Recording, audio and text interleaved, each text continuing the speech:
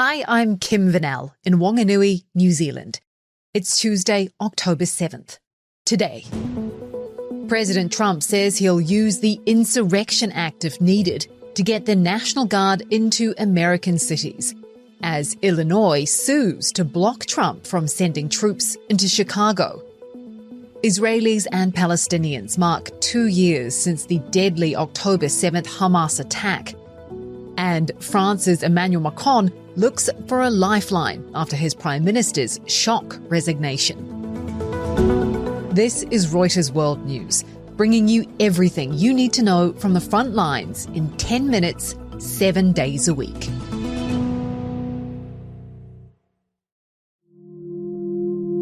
Donald Trump is using our service members as political props. Illinois Governor J.B. Pritzker accusing the president of unconstitutional invasion. The state is suing to block Trump from sending hundreds of National Guard troops into Chicago's streets. A judge has given the administration 48 hours to respond. President Trump says he'll invoke the Insurrection Act if necessary. Well, I'd do it if it was necessary. So far it hasn't been necessary, but we have an Insurrection Act for a reason.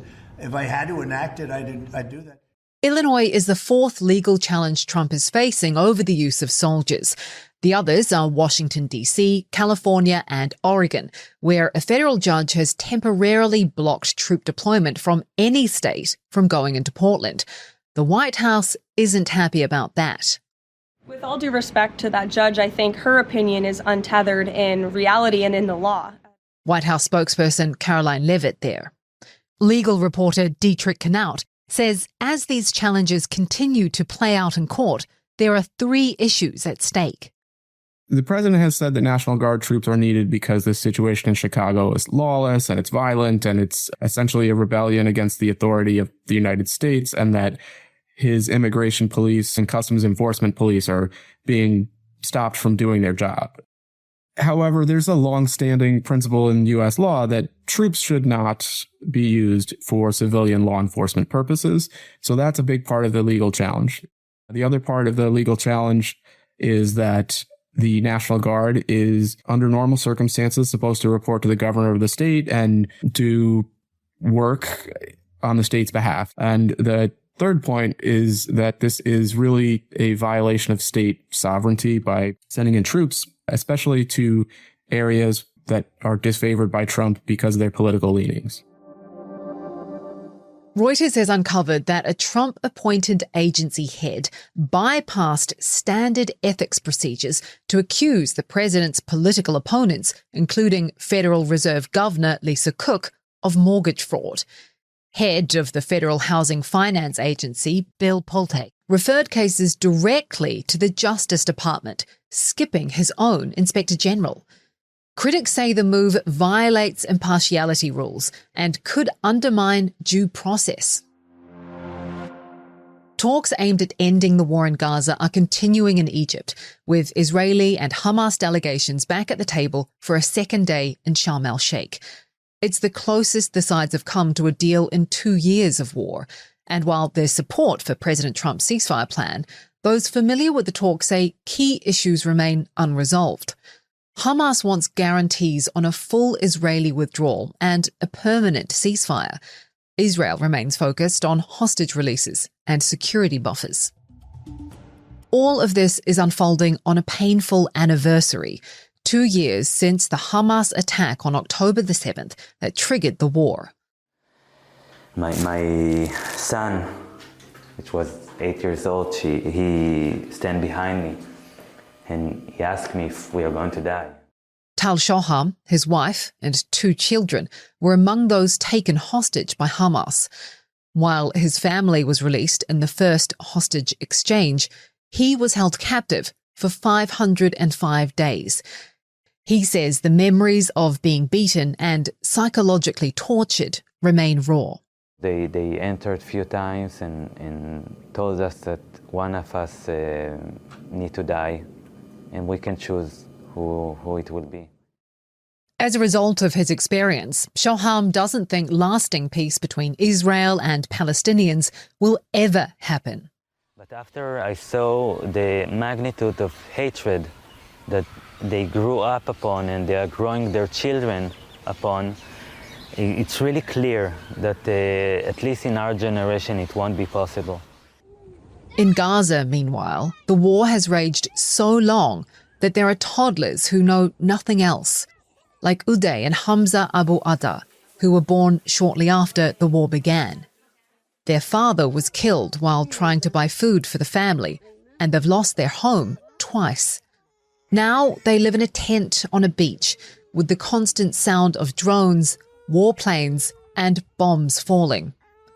The boys are so traumatized that one isn't walking and the other isn't speaking. Their mother is scared the war will never end.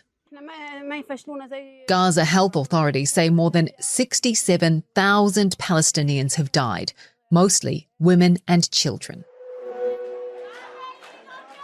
Swedish campaigner Greta Thunberg arriving in Greece to a huge crowd after she and hundreds of other activists were captured by Israel at sea. They were part of an aid flotilla trying to get supplies to Gaza. Thunberg rejected calls from the crowd that she's a hero. Not heroes. No, we are doing the bare minimum. Almost 500 people from dozens of boats were taken off the coast of Gaza and detained.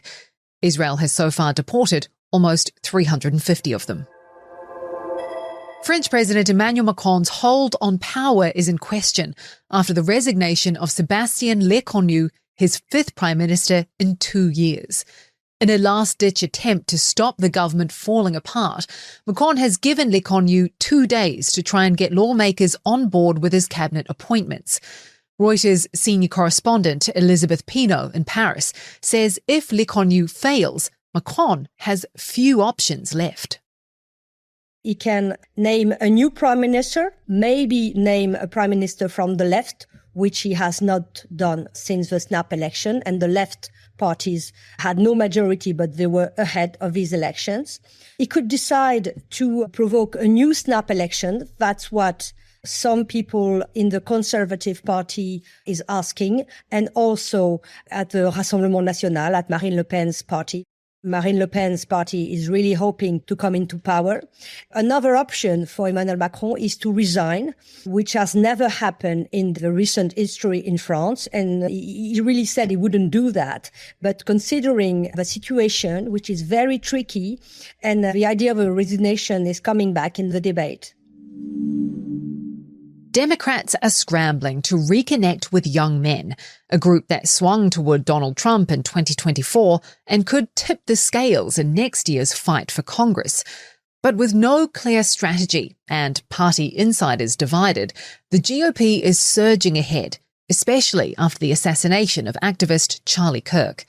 Here's National Affairs reporter Helen Costa. Democrats are really starting from scratch when it comes to getting their candidates in these not necessarily political spaces, but cultural spaces where young men are. So you might have heard about AOC on Twitch a few years ago, being with streamers there. They're trying to do more of that. They're also trying to get some of their elected officials like Gavin Newsom and others in more spaces where conservatives already exist. In spaces where they can spar with right-leaning hosts. The idea is let's go to where these conservatives already are. Let's not shy away from them. Helen says the catch-up is particularly important for Democrats, with conservatives seeing a surge in support following the assassination of Charlie Kirk. The response to his death really shows what a force he and Turning Point have been for the Republican Party. After he died, Turning Point saw this big uptick in requests to start chapters on college campuses. It shows that this is a group that is not slowing down after this tragedy. Paramount has named Bari Weiss editor-in-chief of CBS News. The move comes as part of a $150 million deal to acquire the Free Press, the online news site Weiss founded. Weiss is a former opinion writer for the New York Times and Wall Street Journal, known for challenging progressive narratives. Paramount is betting that Weiss, an outsider with billionaire ties, can help modernize CBS News, which currently ranks third among US broadcast networks.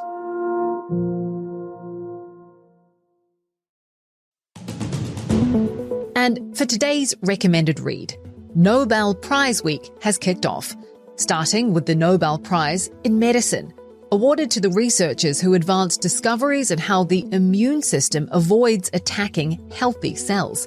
Their work could lead to new treatments for autoimmune diseases and cancer. You can read all about that and keep on top of all of the rest of the week's Nobel Awards, including the Peace Prize, on Reuters.com or the Reuters app. Don't forget to also follow us on your favorite podcast player. And if you're listening on a smart speaker, just ask for the latest news from Reuters 7 days a week. We'll be back tomorrow with our daily headline show.